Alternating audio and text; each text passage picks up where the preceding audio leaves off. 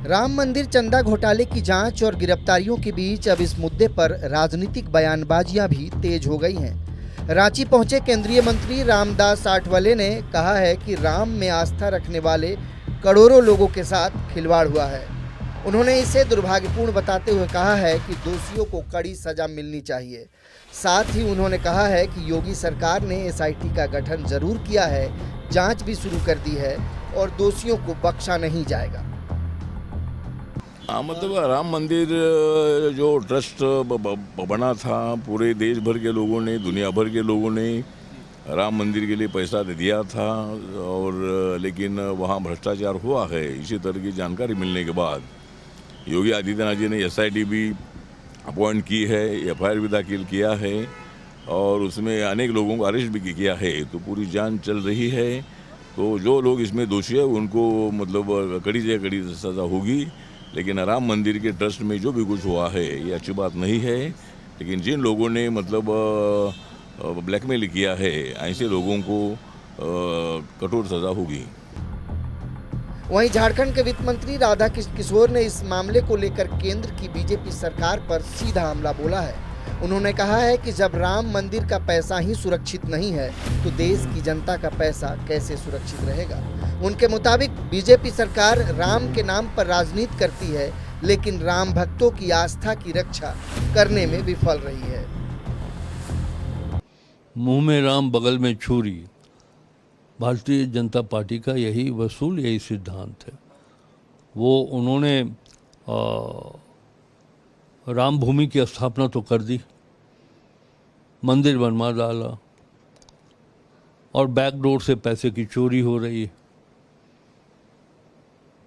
तो ये सबसे बड़ा प्रश्न चिन्ह है भारत सरकार के ऊपर। जब उनके बनाए हुए मंदिर में पैसे की चोरी हो रही है तो भारतीय अर्थव्यवस्था में क्या हो रहा होगा, ये भारतीय जनता पार्टी को बताना चाहिए। जेएमएम ने भी इस मुद्दे पर बीजेपी को घेरा है। पार्टी के महासचिव विनोद पांडे ने आरोप लगाया है कि बीजेपी शासन में मंदिर का पैसा भी सुरक्षित नहीं है। उन्होंने कहा है कि सरकार पूरे मामले में लीपापोती कर रही है, लोगों की धार्मिक आस्था के साथ खिलवाड़ हुआ है। चंदा चोरी का मामला कोई नया नहीं है, वहाँ उजागर आज हुआ है। बिना एफआईआर के एसआईटी का गठन हो जाता है, बिना एफआईआर के जांच हो जा रहा है और वैसे वैसे लोगों को इसमें गिरफ्तार किया जा रहा है जो लोग बहुत छोटी मछली के रूप में, बड़े बड़े लोग जो सार्क हैं वहाँ, वो लोग अभी आराम से वहाँ घूम रहे हैं और उनको बचाने के लिए इन लोगों को फंसाया जा रहा है। तो सीधे सीधे भारतीय जनता पार्टी, आरएसएस के लोग इस देश के लोगों के आस्था पर प्रहार कर रहे हैं। ये बहुत मामूली चोरी नहीं है, ये लोगों के आस्था को चुराने का काम इन लोगों के द्वारा किया जा रहा है। हालांकि बीजेपी ने विपक्ष के आरोपों को खारिज किया है। पार्टी प्रवक्ता अजय शाह ने कहा है कि मामले में एसआईटी जांच कर रही है, 8 लोगों की गिरफ्तारी हो चुकी है और पूरे मामले का जल्द खुलासा होगा। उन्होंने कहा है कि कानून अपना काम कर रहा है, इसलिए इस मुद्दे पर राजनीति नहीं होनी चाहिए।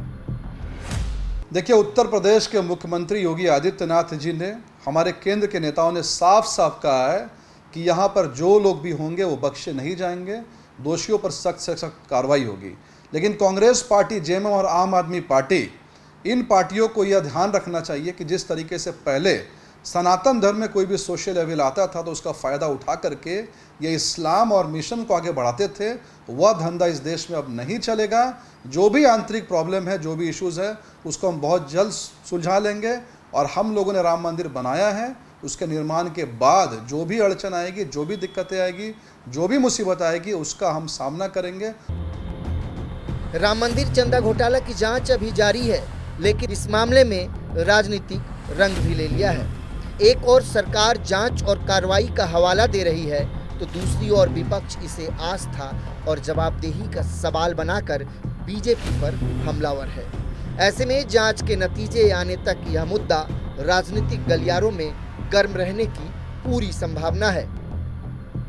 तो राम मंदिर चंदा चोरी के मामले में पूरे देश में राजनीति गर्म है और ऐसे में झारखंड भी इससे अछूता नहीं है।